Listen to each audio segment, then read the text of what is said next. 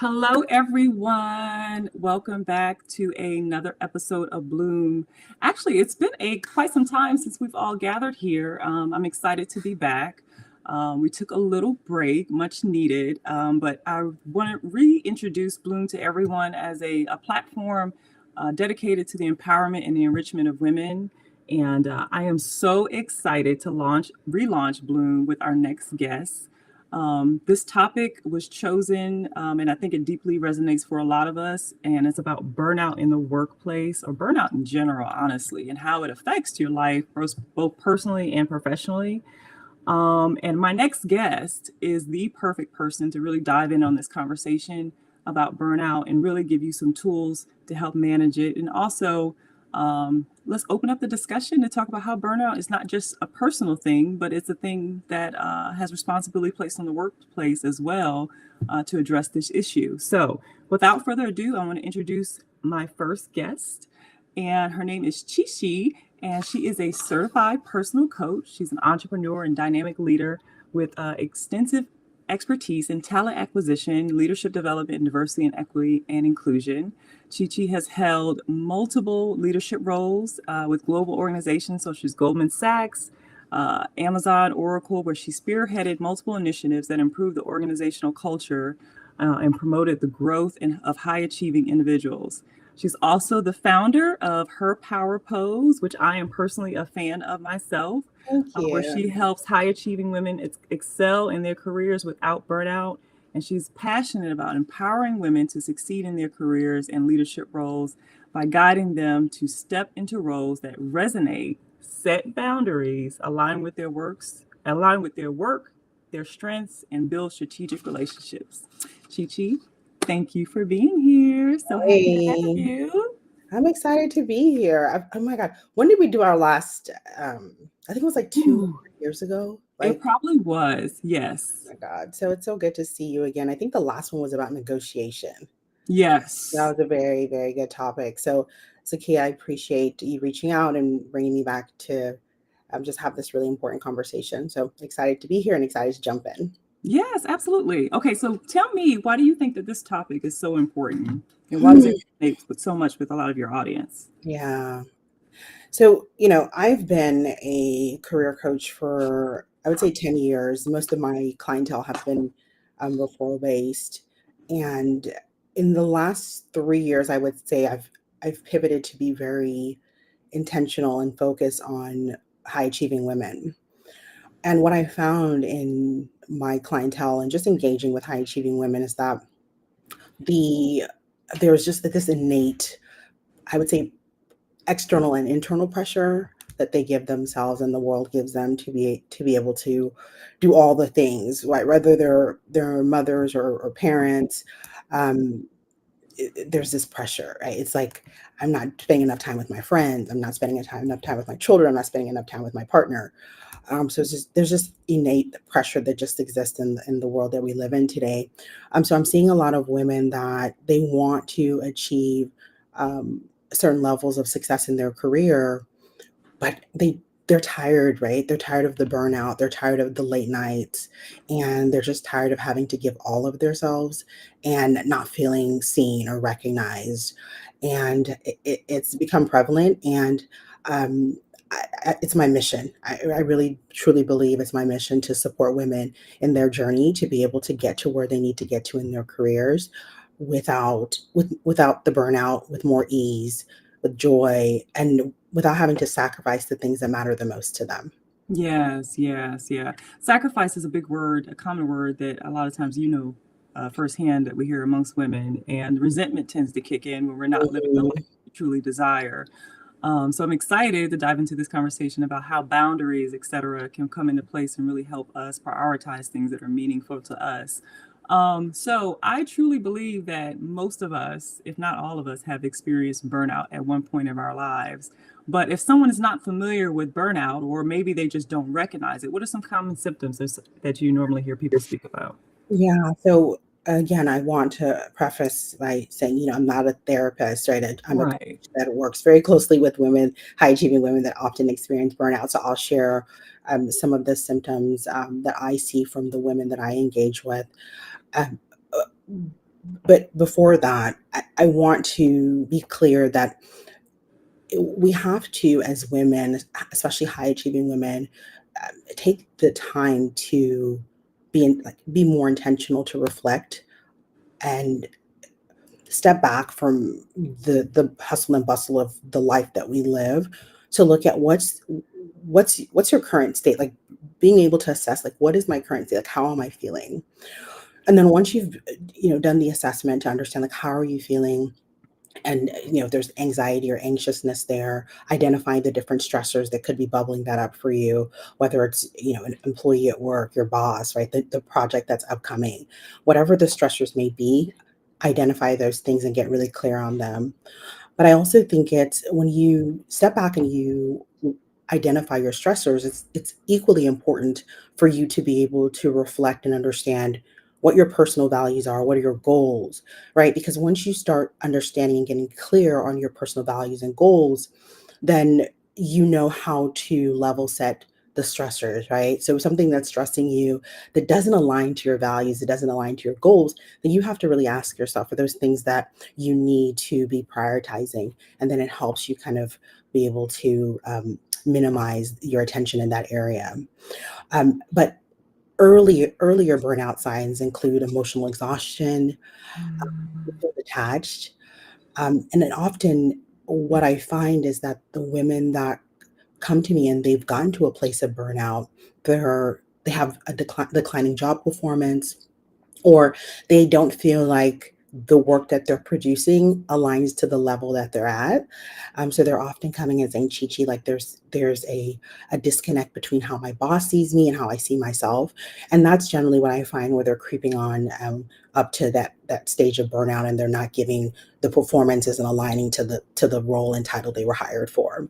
So I Mhm. encourage women to check in regularly with themselves, have clarity sessions with themselves, do journaling exercises, and that will help you kind of bubble up any of the things that you could be feeling as burnout starts to creep in. Yeah, I think obviously great advice. One of the things that really stood out to me is journaling exercises. Taking that, like you said, like maybe 15 minutes in the morning or afternoon to really check in with ourselves, and something that we don't normally give ourselves permission to do. But I know definitely firsthand that I benefited greatly from that. And also having like a good support system too, right? Like some Yeah, good girlfriends or, friends, guy friends that can really look at us and tell us like, oh, you don't look like yourself, or I'm noticing some signs of brain fog and things like yeah, that. that's right. Yeah. So some of the things that I researched is that some signs of burnout can be even like headaches or digestive issues, feeling alone in the world, loss of motivation, a lot of things that you talked about. Um, what are some things that you would recommend to help someone maintain balance? Yeah. Good questions. Okay. Oftentimes when I'm working with my clients, the goal is to get them to the transformation that they're looking for, right? Why they hired me. But in addition to getting them to that transformation, I'm equally mindful of the importance of creating balance and boundaries as we journey to whatever that transformation looks like. So oftentimes I suggest to them micro strategies. So like time blocking for focused work periods. Throughout my career, once I became more savvy, right? Not earlier in my career, I was still learning, but as I became more savvy, one of the things I did very intentionally was to block a 60-minute time period on my calendar every single day. Mhm. And that time was specifically set for me to do the things that I felt like were strategic work that would take me to the next stage or phase in my career, right? Okay. It often didn't align to what I was hired for. It was work that I knew because I've built strategic relationships. I knew there were things that were coming down and I wanted to be in front of them. So my 60-minute time block, I would do things like research, like what's going on in competitor benchmarking. Now I know that there I'm sharing a tactical advice to like what you can do to get ahead. But if you really think about what that that strategy does for a woman or just an employee in itself is when you're starting to look at work as how can I start aligning myself to the things that matter to the organization? Yes, they hired me for this job, but there's things that are critical that are coming down the pike. And if I get in front of them, the work that you're doing every day, right? It becomes, I don't want to say it's not important, but it becomes a little bit less important because now you're speaking in a future state. You're starting to talk to your leader, your skip level at another level, and you're bringing them ideas that they haven't had the time to even think about. So because you're doing this, right, you can spend less time, and someone will have to work with me to get the specific details on how to do this at a super high level, but ultimately you're setting strategies for yourself to have balance. Because imagine, right, you were hired as a marketing leader or marketing manager, right, and that's your day in job, but you know that in the next 5 years your company wants to do XYZ in the marketing space, and you're blocking 60 minutes to get very, very innovative in the future state of where your company's trying to go. And then you bring that to your leader, right? And you start talking about that future state. Your leader's going to be a little bit less focused on. So tell me about that marketing project I have you working on. They're going to want to have more insight on that strategic project or futuristic idea that you've been able to take the time to block to get creative around. So what I'm suggesting is when you're thinking about balance, think about doing the work that matters the most. I'm not saying your day to day doesn't matter, but what I'm saying is that leadership has a vision that's bigger than the day to day, and Mm-hmm. start getting ahead of that. So that's a specific strategy that I've used throughout my career, and it's worked time and time again. And I feel like it's what's helped me create relationships, get tapped for opportunities, and get to the senior vice president level. So that's one thing I would call out. Then I would say set hard stops to the day. I'm one that when my day is over, it's over, right? So generally, I recommend the same to my clients. If you're telling me that you want to spend more intentional time with your children, how do you create a day that is focused and you're doing intentional work that matters, and then you're ending your day at 4 or 5 or whatever that time is for you? So set intentional hard stops to the day, and then another one I would call out is um, do things that align. Of course, do your job, but work on things that align with your core professional goals. Bake those things into your day to day. I think that that helps you also create some balance where the focus is not always getting this project completed, but you're also throwing in things that are relevant to your professional goals, and similar to the suggestion I presented earlier, will help you continue to go forward in your career. And one more thing I would add, I Mm-hmm. think a lot of people do this, right? Taking quick walks, right? Or like just taking like 10 or 15 minutes to go for a walk. I do want to share a tool that I've used time and time again in my career. It's Pomodoro. So if you Google Pomodoro, there are Pomodoro calendar clocks all over the internet. Pomodoro is a method where you're setting 25-minute intentional time blocks to do specific work, and you are 100% focused on that specific task for 25 minutes. And then you have a 5-minute break. So it keeps going in that sequence: 25-minute work, 5-minute block, 25-minute work, 5-minute block. And what you find is that you're more focused and you get more done throughout the day. So when we talk about setting those hard stops of the day, you're able to do that because you've been intentional throughout your day and how you produce work. I love that. I'm definitely going to use that tool myself. That's fantastic. I I have to love it. ask you though, where did you learn this from? Were you always like this, or is this something like did you hit a wall at one point, or what got you to this space? That's a great question. So I'm first generation Nigerian American, Mm-hmm. and my mom, right, just you can't, well, we all came to America together. And one of the things that I saw very quickly is that for most Americans, their job creates the opportunities, right? I know we're in a new stage and an age of like hustle. Everybody should have a business and let me start my own startup. But the reality is, most Americans become millionaires by working their regular 9 to 5 job. So the idea that business is the only way to create success is false. And at that period of time in my life, I knew that I wanted to create a lifestyle for myself, but I Mhm. did not. One thing is, like, I knew I didn't have the generations to guide me, and I didn't know how to get there personally. So I'm quiet unless I know you. So I'm very quiet and and I observe the people that got to the top and the ones that didn't. So early on, with through observation and seeing how the people that got to the top, like how they communicated, how they prioritized work that mattered and the work that didn't matter, right? And how they were strategic in speaking up. And one of the things that I feel took me to the next level wasn't, I didn't stop at observing. I took action to the things that I saw, right? I think oftentimes we observe or we read books, but we don't put the action behind it. Mhm. So I put the action behind it. I asked the bold questions. I made the bold statements. I like I've shared this story before, but I'll share it. You know, early in my career, I think I was 20 something and I was a recruiter. So I started off my career as a recruiter, and a pretty senior leader, this is when I was at Amazon the first time. A pretty senior leader came to our offices. And I mean, when I tell you she was pretty senior, she was very senior. And I went up to her and I said, I would love to have a meeting with you. Oh. And she was like, "Who is this? Who is this little black girl?" Um, and she was like, yeah, I'm happy to meet with you." So I figured out the location. I set everything up, and the first thing I said when I walked into that meeting is, "I should be you." And this is a true, like this is a real true story. And I'm like, "I should be you, but I don't have the mentorship to get there. But I should be sitting where you're sitting."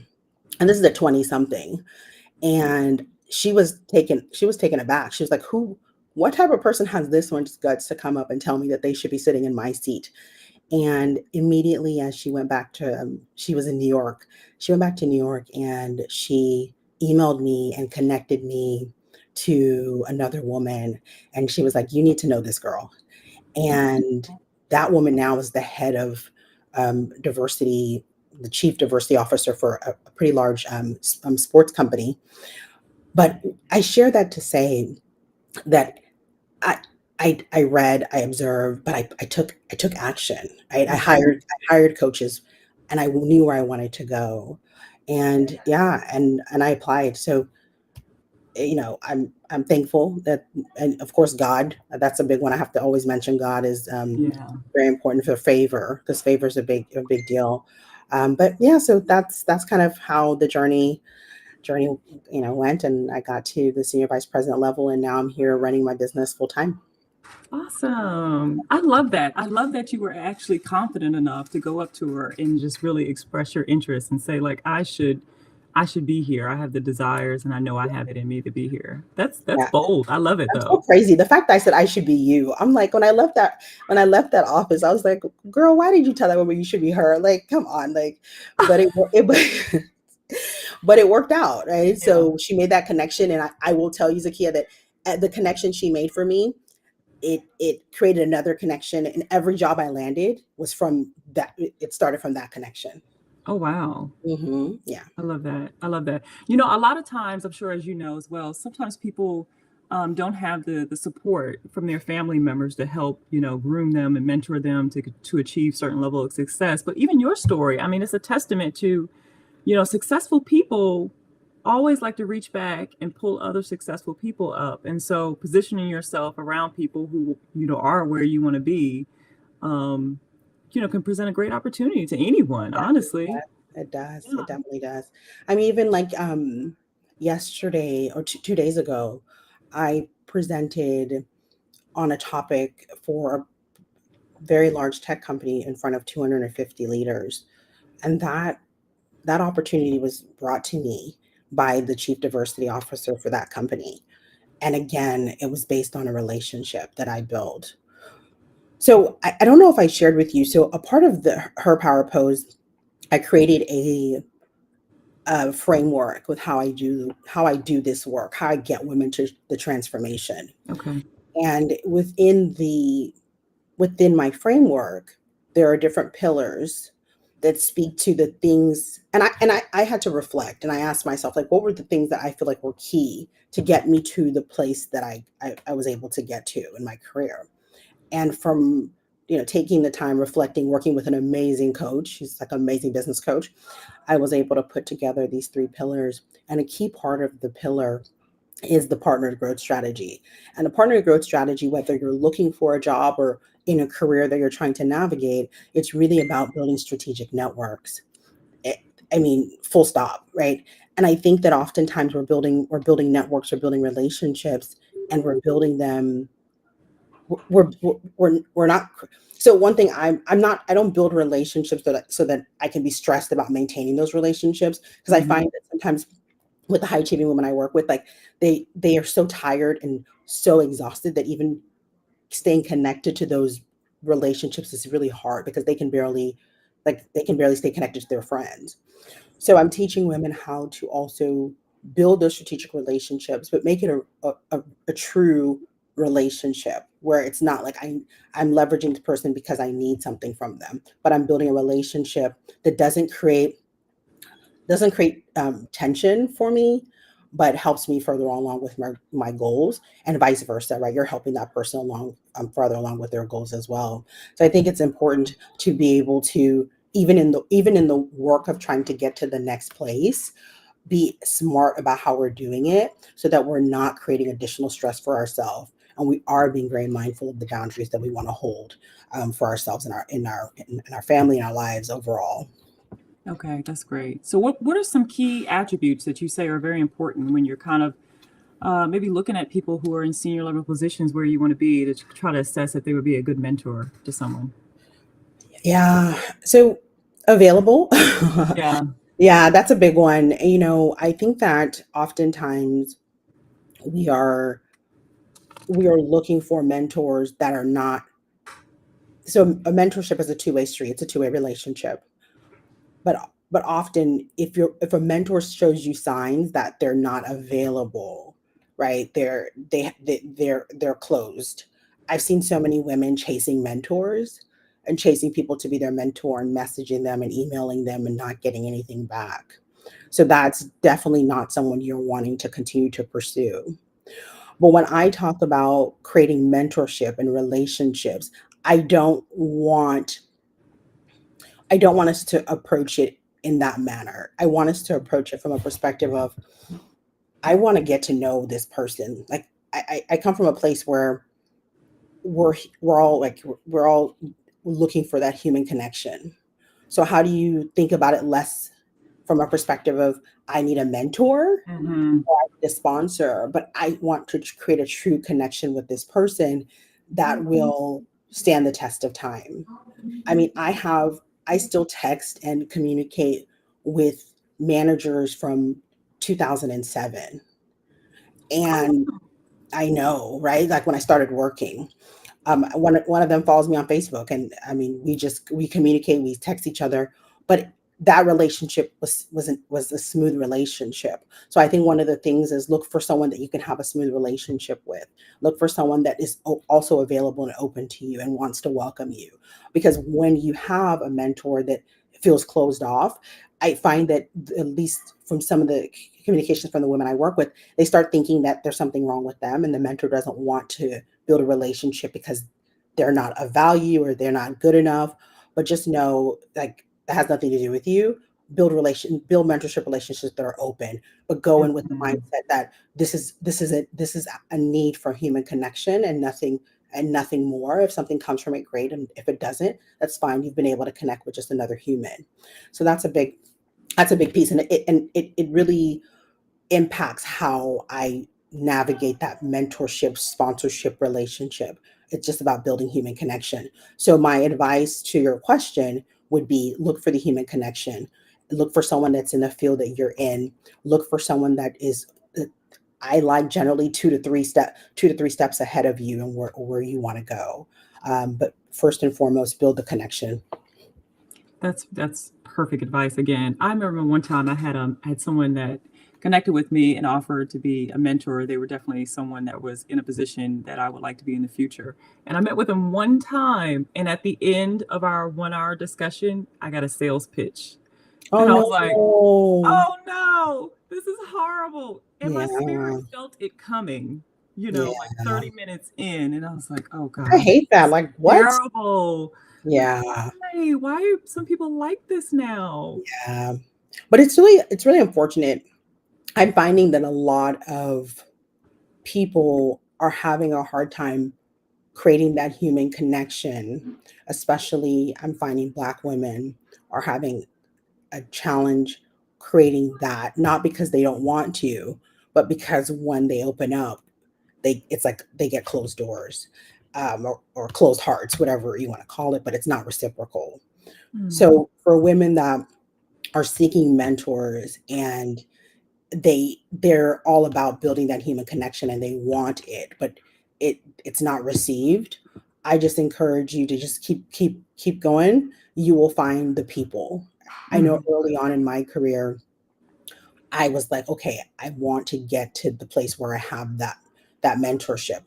And it came about me asking that question, right? I didn't know that was how it was going to come about, but it came about in that way. So it will happen for you.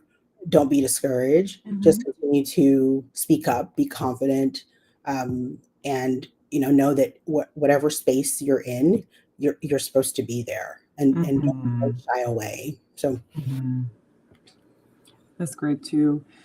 So along your journey, you mentioned earlier that you would notice that there was a difference between people who achieved a certain level of success and people who didn't achieve a certain level of success. Can you mention maybe about three things that you noticed that was a differentiator between the two groups of people? yeah, I talk a lot, so I'll keep it short. Um, communication. Communication is uh, it's um, it's powerful, and I find that the people that communicate with just strategic communication, they were the ones that their career went the distance. So that's one. Um, I would also say they got in front of the things that mattered. They weren't heads down, like, doing their job. And when I talk to my clients about, like, focusing on the things that matter, it looks a certain way, and we don't have enough time to go through that, but Hmm. it looks a certain way. It's not just it's not just like, bringing up a topic to your boss. There's a strategy around focusing on the things that matter, and they did that well. And I think the third thing was that they have this mindset that, uh, to keep it simple, there's no dumb question, right? Hmm. The they're they ask relevant questions, but there's no dumb question. And Hmm. being bold enough to know that they matter and they're supposed to be in that space. So whatever question that they're asking that's relevant for the meeting, the time, they'll ask it with confidence. So those are three things I think are it was just something I've noticed, and I've implemented those things in my persuasive mindset method as well. That's great. So when we talk about achieving work-life balance, obviously boundaries is extremely important. A lot of times I notice that men can implement boundaries so much better than a lot of women can. And so how do we get to a space as women where we're comfortable, like you said, after we get to a point where we assess our values, things that are important to us, setting boundaries and actually following through and enforcing them? Yeah, I think ultimately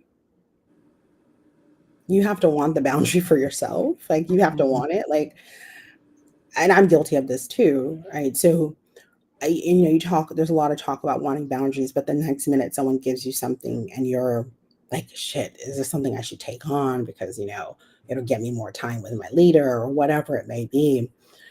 If you haven't made the declaration within yourself that, like, I need to do like X, and set that boundary to ensure that what that thing is no longer happening, it will continue to happen.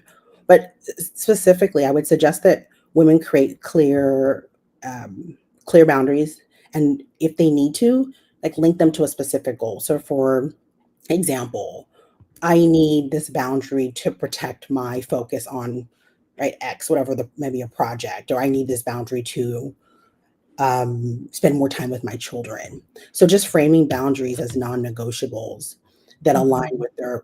with their productivity and well-being.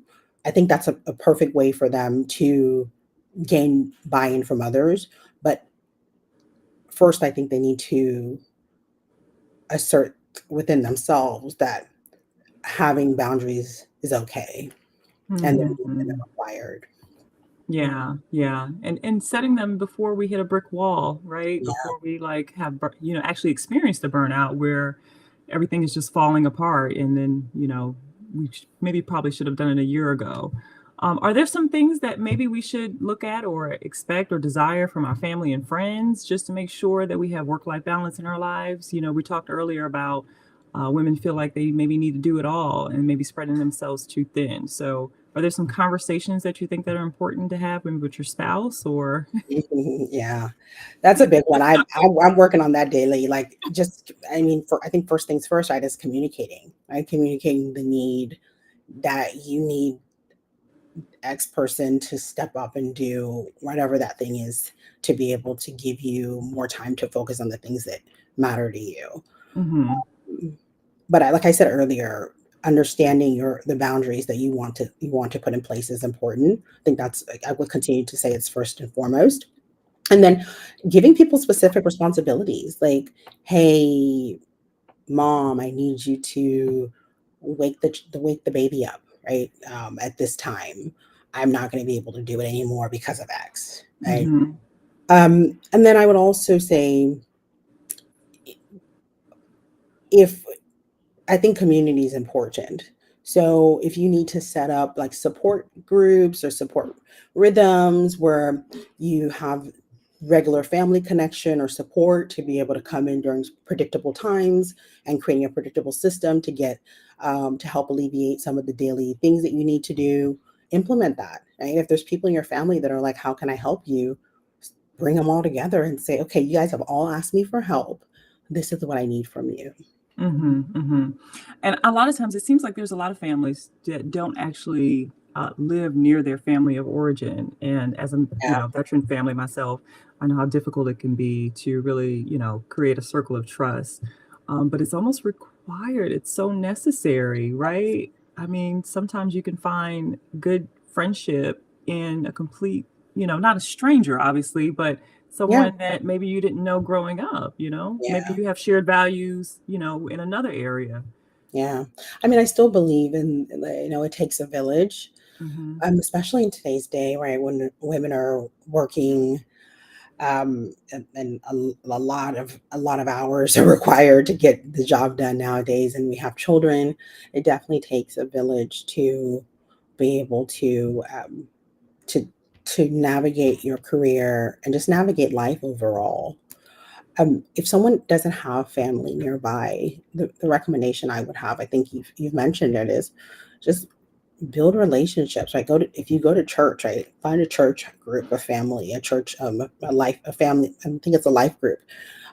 Join one of those. I used to be in a life group, and those communities, they create a support system for you if you Mhm. ask for it, right? I think a big part is recognizing and then asking, right? Like so many things in life, right? So asking for that support that's needed. Yeah, yeah, I can attest to that too personally. My husband and I went like I think it was 7 years without having a date night. Oh God. And yeah, it was ridiculous. It was terrible because time was sometimes just goes by so fast and you're so busy working or moving to a different location and you're like, "Oh my gosh, this is why we're arguing more so than we used to because we are not taking time to recharge and reconnect." And Yeah. My so husband like was we like, made an agreement "Yeah, you with have to." a, you get it? Yeah. You see, I'm shaking my head. I'm like, oh my God, my husband knows, like, we are having date night. Like, I don't know. Like, it Yeah. has to happen. Yeah, absolutely. Yeah, we're definitely on a good system now, but it took, Good. us having to really spend time to invest in friendships outside of Yeah. work and really grow and develop and nurture them. And what Yeah. we found is there were a lot of other couples that even live in our neighborhood that we're close friends with that, didn't have the opportunity to do date night as well. So we created like a system, Yeah. where you bounce around and, this couple gets to go out at this time or maybe even hire a nanny. You can, Yeah. go on care.com, those type of things aren't often talked about in social Yeah. groups and how much of an impact it can have on your professional career. That's right. I'm a queen of anyone that knows me. I'm like a queen of outsourcing. So I have people like someone cleans my house. Hmm. Someone I have a nanny. I have someone used to wash my clothes, and I know that everyone might not be able to do that. But find the areas in your life that you can outsource so you can get more of your time back, right? So you can do more of the things that matter to you. I think that's Yeah. what it's about, right? Yeah. Yeah. Like you said, and giving yourself permission that it's okay that you're not less than a woman because someone else is cleaning your home or, taking care of your children while you go to the gym for, an hour and a half or when you go to work or something like that. Like those things are okay. We can Yeah, design the life that works for us. that's right. Yeah, I totally Yeah. agree. I mean, it's your life, and you can decide to live it, and you work, sleep, and then we all have an expiration date, and then when you're in your last days and you're looking back and you're like, wow, I spent all of my life working and sleeping, working and sleeping. Or you can be intentional and create some joy in there by setting those boundaries so you can do again more of what you love, spend time with more of the people that you love. It's really about just being intentional about your life and not letting things like not letting things stress you, especially work, Hmm. especially work. So yeah. Yeah. I was reading a recent article from Harvard Business Review, and it said burnout is not about your workplace. Um, burnout is about your workplace, not your people. So basically, taking the responsibility off the individual to correct burnout and more so putting the responsibility on the organization. So I want to talk about, Mm, especially with your background, on what are some ways that the organization can help support its people to prevent burnout. yeah. Can you say that again? So the HBR said what? That Yeah. burnout is about the work. Burnout is about your workplace, not your people. Okay. So place more emphasis on the importance of the organization providing structure and practices Okay, systems got in it. place to support the overall wellness of the individual. I have some thoughts on that. I Mhm. agree, but I just also disagree with that as Mhm. well. But so, what would I recommend for? So, are we speaking specifically for the individual or for opportunities for the workplace to make it a more flexible place for folks to work? Let's see about the workplace. This yeah. Yeah. So honestly, I believe that if an employer is serious about reducing their turnover Mhm. and increasing the morale of the company, they it's in their best interest, right, to ensure that the people that they employ are they feel like they have flexibility. They feel like they have the ability to be productive. So, I would say that it's about truly for an employer to be more collaborative with their employees and really understand as much as right, as they can, like what's the unique demographic of the people that work in their company. Mhm. And once you understand, because there's a lot of data we can dig into from HR to understand like the demographics, the age range. If we have caregivers, you can dig into all of that. If you understand your workplace and the structure of the workforce, then you can then start to implement strategic initiatives that foster a space for people to feel like they have a more flexible work arrangement. So, for example, if you have a high population or demographic of employees that are caregivers and they need that additional time because they have aging and ailing parents, Mhm. you look at it, how can we start implementing things that will support those individuals during the hardest time of their life, right? They likely, what we found when I was in corporate was that the employees that were caregivers also had like children, so they're managing their parents, their aging parents, and then they also managing their usually younger kids, anywhere from like the ages of 13 and under. So implementing programs to support that demographic, then also supporting demographic of not just women, right, that are having the children, but also the husband, right, because or the partner that they're not carrying the child, but they are a part of that, those early months when the child is first born. I think that creates a space where an employee feels like my employer cares about me and they want me to have a positive experience here. They want me to have a positive mental health and they want to give me flexibility. Because when we give only, for example, maternal maternity leave just to the woman, so what does it say? What does it say about the man's role in taking care of a new child that they both they both had together, right? So we have to be mindful that we're creating flexible workplace initiatives that meet the needs of every employee, right? At at some level where we likely can't Hmm. meet everyone's needs, but at the highest percentage. And because that's ultimately for the employer, it's going to benefit them in the long run, because when you are intentional about the workplace flexibility that you create for your employees, you're having employees they're more loyal to the company. They're staying for a longer term period, and you have less turnover. Yes, absolutely. I also noticed that I read on CNBC that 46% of women have higher levels of burnout than men. So, my next question to you is, what are some self care practices, maybe personal self care practices, that you think that will be most beneficial to women in managing their mental health and preventing burnout? Yeah, so I mean, every woman is different. So I'll just kind of throw some that from like cognitive behavioral therapy, so CBT, that's shown that actually works for most people. So like gratitude sessions, like spending about 5 minutes a day and just talking, like writing it down or meditating, thinking about the things that you're thankful for. Hmm. There's also opportunities to meditate and just reflect. And whether you are a person that prefers morning reflections or evening reflection, just taking the time to reflect. And even during that reflection period, thinking about the things that you're grateful for and have gratitude in your heart for. I would also say something that is, I think I mentioned earlier, like just intentional journaling, Yeah. getting things out.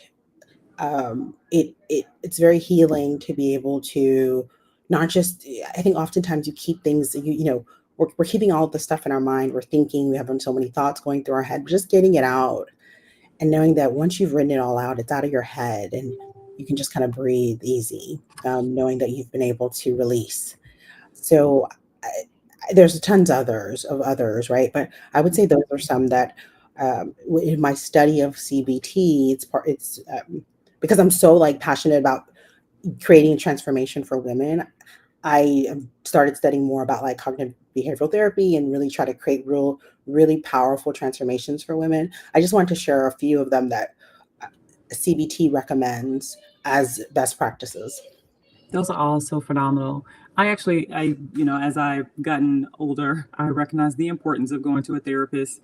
And so I go see my therapist definitely every 2 weeks. And one of the things that she taught me is this brain dumping exercise. So it's like, Mm, as soon as you wake up in the morning, you pretty much like journal any of your negative thoughts that you may have. And then you just rip up the piece of paper, you throw it away. And I use like a guided meditation session online. Like you can just find something that you resonate with on YouTube. And a lot of people say that they don't have a lot of time to really focus on meditation. But like they have some that are as short as 5 minutes, some 10 minutes, and so you just lay yeah. there and you just populate your brain with just positive thoughts and things like that. And for me personally, I noticed that I felt so much better throughout the day and more grounded when I wake up early and do those type of things before I like give attention to the children or the Mm, house. I like So I that. totally agree with a lot of things that you mentioned there too. And it goes back to just like you said, being intentional and Yeah. carving out that time for us. Yeah. So tell me more about that. You said you would write it down, then throw it away. I'm intrigued. I want to know, like, what's the practice there? Yeah. Yeah, a lot of times what psychologists and therapists talk about is, we all get negative thoughts. And Hmm. so it's about, recognizing that the negative thoughts that we receive aren't necessarily our own, like they don't belong to us, making sure that they don't stick. But you got to have a place for them. And so they pop up.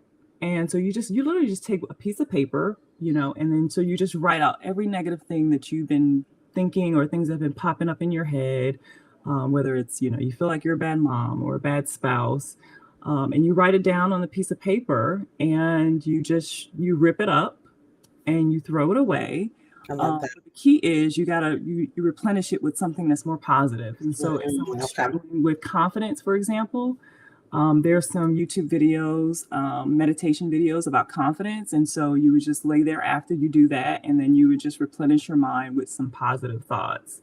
And things like that, she told me, are really good to do within the first 30 minutes of waking up. Or you can do an exercise like that 30 minutes before going to bed, just to kind Yeah. of ground yourself. I love Really, that. really works for me. Yeah. Yeah. Because things like depression, I don't think that a lot of people are very open about discussing it, but depression, anxiety, they're all very common. And Unreal. Yes. yeah, sometimes we can, try to be superwoman and, think that everything's okay. And then things like brain fog start kicking in, and you're like, I can't perform, I can't do this. And, you really do sometimes hit a wall, Yeah. you know? We do hit a wall. Yeah, Yeah. that was a big one for me, and really what brought her power pose to a place that I get. I mean, I've always been passionate about this work, but with my, you know this, with my child being diagnosed with cancer at 4 months old, it- this work, it just became even more important to me because during that period of time, if I didn't create, and not saying it was perfect, right? But if I didn't create boundaries and know how to create boundaries with every employer I've ever worked with, I could have had I mean, I could have had a serious like meltdown, right? You're already having mental health challenges from the fact that your child was diagnosed with cancer and you're going through a lot. It's a lot of trauma. There's so many things that, that it's too much to talk about. But because the boundaries that I created from the intentional, like, time blockers, right, that I put on my calendar that I've done for years, and the way I tee up my one-on-one so I'm in control of them, all of those things created the opportunity for me to, when this diagnosis came down, I didn't feel pressure from work. I I had pressure from the diagnosis and the hospital and all that, but not from work. So it just made it super important to me because I was just like, man, I can't imagine how many women that don't understand how they can have boundaries, do their work with ease, get to the next level with ease. And they feel like they have to, like, stress themselves to get there. If a diagnosis like this happened to them or their family member, God forbid, like, what would that do to their emotional state at work? So it helped me get even more clear about what her power pose was about. It was about helping women achieve career success and accelerated career success with ease and without burnout. Because in this life we live in, it's not if something's going to happen, it's when. So Yeah. how do you set up yourself so when something happens in your life, you can still be very strategic in the way that you work? And could it could it you know derail you a little bit from where you're trying to go? Yes, because you're in the moment taking care of the things you need to take care of, but overall it won't have such a significant impact in your career. Where I've seen time and time again, when a woman has a child, when a woman gets sick, the impact it has on her career, she generally can't bounce back from it.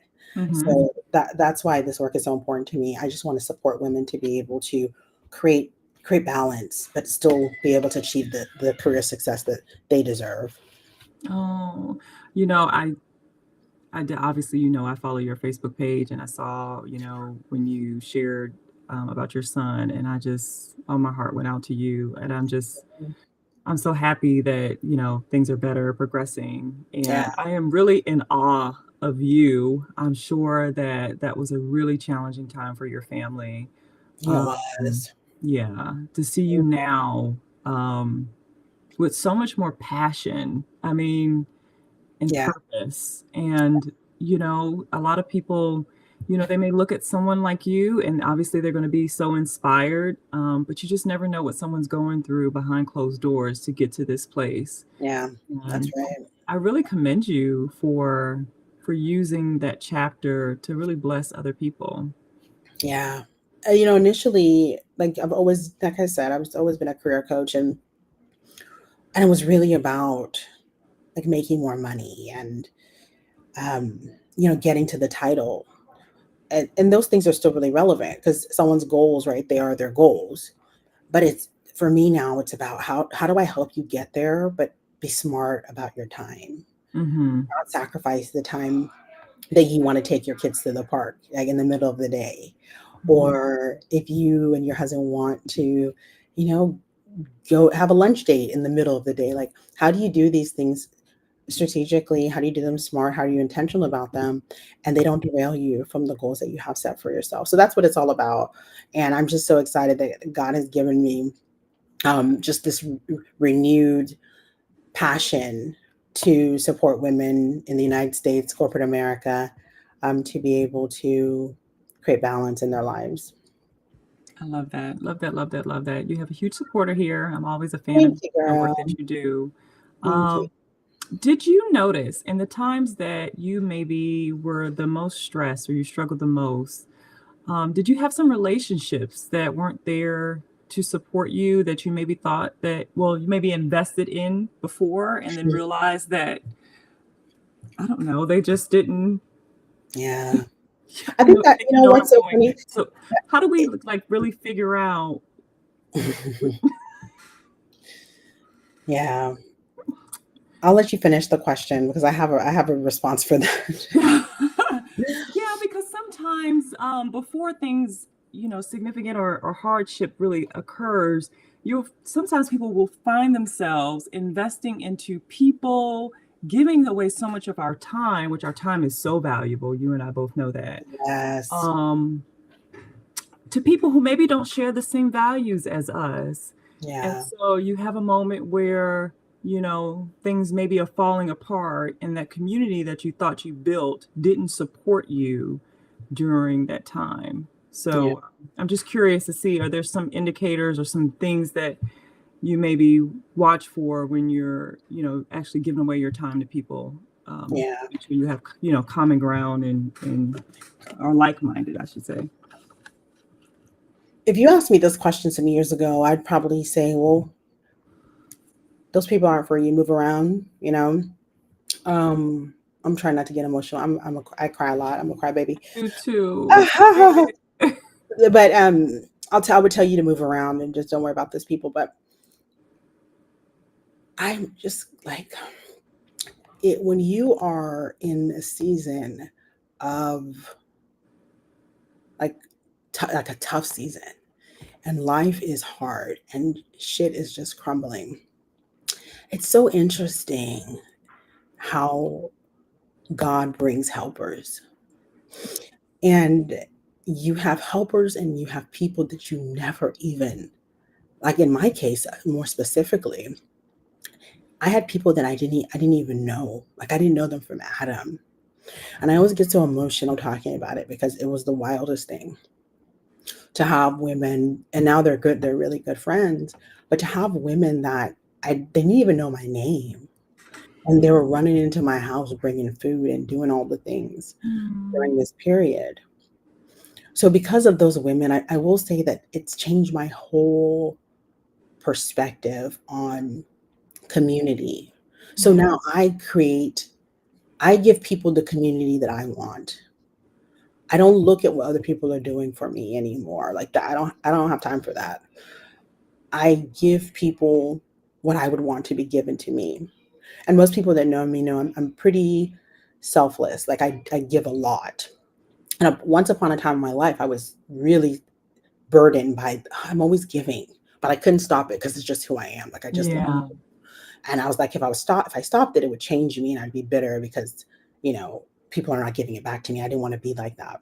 But I met this group of women, the helpers, now friends that God has brought in my way, and they have made me realize that it it's not about looking at who's doing what for you and they're not here, they're not showing up. It's just create like, just be what you want to receive from other people, and the right people will shine that back to you. And that's really all I have to say. So even now, like if someone's going through something, and yes, that person might not have been there for me when I was going through my stuff. Or maybe, a friend's doing something and I'm there for them and they weren't there for when I did mine. I don't even look at that anymore because Hmm. I want to be a person that is a helper to someone else. And I want to create community for someone else, even though they may not have created that community for me. And that's just how I lead my life now. So, and it's works. I'm joyful. I'm happy, and I feel like I'm just in a place of just being thankful, but I don't do it to a place where it creates stress for me.